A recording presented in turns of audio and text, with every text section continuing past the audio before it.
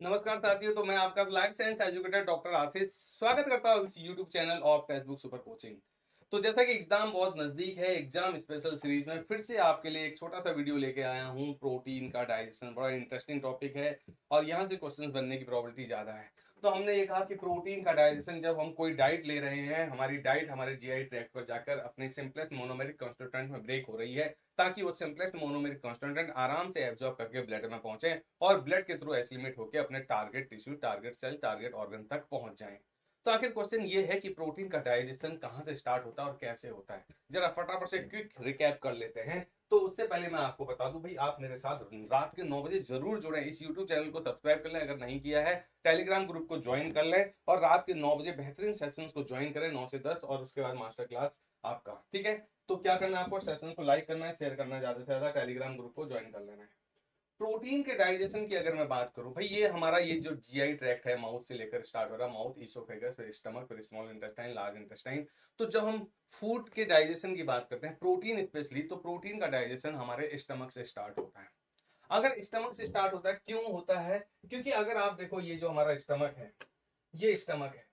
तो स्टमक में जब आप प्रोटीन को भेजोगे तो वहां पर आपका एक एंजाइम है जिसका नाम है पेप्सिनोजन। प्रोटीन डाइजेस्टिंग एंजाइम है जिसका नाम है क्या?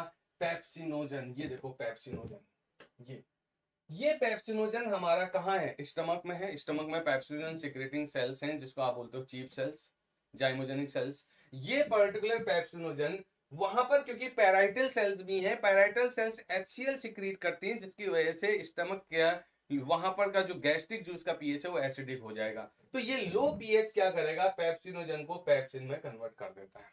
तो एचसीएल की प्रेजेंस में पेप्सिनोजन पेप्सिन में कन्वर्ट हो गया, क्योंकि ये इनएक्टिव प्रिकर्सर फॉर्म है और ये आपका एक्टिव है। तो पेप्सिन जब बनेगा तो अब जाके पेप्सिन की वजह से, पेप्सिन एक प्रोटीन डाइजेस्टिंग एंजाइम है जिसकी वजह से स्टमक में प्रोटीन का डाइजेशन स्टार्ट हो जाएगा। इसलिए आप देखो, प्रोटीन का डाइजेशन पेप्सिन की वजह से स्टमक के ल्यूमेन पे स्टार्ट हुआ और आपको वहां पर कुछ अमीनो एसिड्स और ओलिगोपेप्टाइड्स वहां पर क्या होंगे? दिखाई देंगे।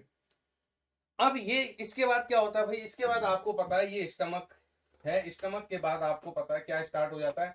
ये स्मॉल इंटेस्टाइन स्टार्ट हो जाता है। ये आपका स्टमक था। तो स्मॉल इंटेस्टाइन के ड्यूडेनम पर ये फूड आपका यहाँ पहुंचेगा, ये यहाँ पहुंचेगा। इसका मतलब कहाँ पहुंचा? ये स्मॉल इंटेस्टाइन में पहुंचेगा। स्मॉल इंटेस्टाइन में, क्योंकि हमको पता है यहाँ पर एक पेनक्रियाज की भी ओपनिंग है और पेनक्रियाज में बहुत सारे एंजाइम्स होते हैं, different type of digesting enzymes होते हैं। तो पेनक्रियाज से आने वाले एंजाइम्स भी यहाँ पर रोल प्ले करेंगे। तो स्मॉल इंटेस्टाइन में क्या होगा? पैनक्रियाटिक जूस से आने वाला एक एंजाइम है जिसका नाम है ट्रिप्सिनोजन। क्या नाम है? ट्रिप्सिनोजन है। ये ट्रिप्सिनोजन जो आपका स्मॉल इंटेस्टाइन की ब्रेस्ट बॉर्डर एपिथेलियम है, वहां पर उनकी स्मॉल इंटेस्टाइन के एपिथेलियल सेल्स पर जो एंजाइम्स हैं जिनको आप बोलते हो ब्रेस्ट बॉर्डर एंजाइम, उनमें एक एंजाइम होता है एंटेरोकाइनेज। और ये ट्रिप्सिनोजन जैसे ही एंटेरोकाइनेज के एक्सपोजर में आता है, ये ट्रिप्सिनोजन अपनी एक्टिव फॉर्म ट्रिप्सिन में कन्वर्ट हो जाएगा। तो ये कहां पहुंचा है? ये तो स्मॉल इंटेस्टाइन है, duodenum of the small intestine पर।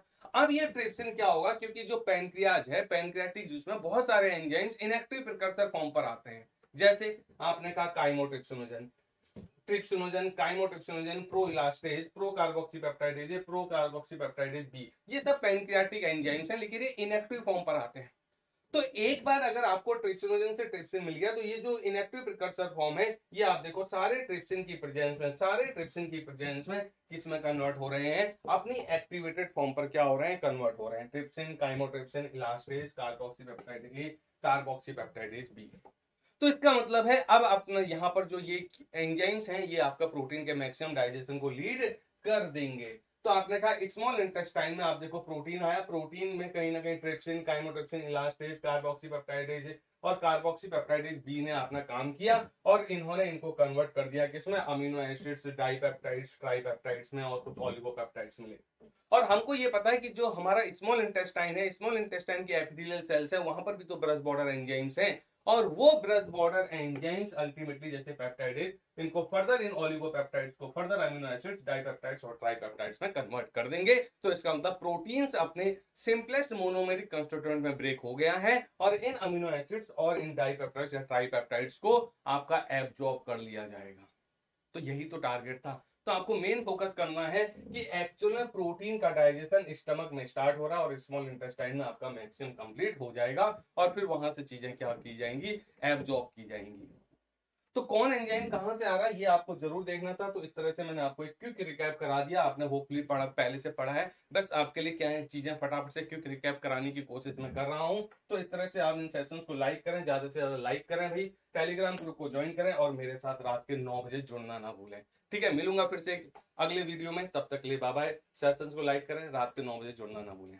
Okay, bye bye.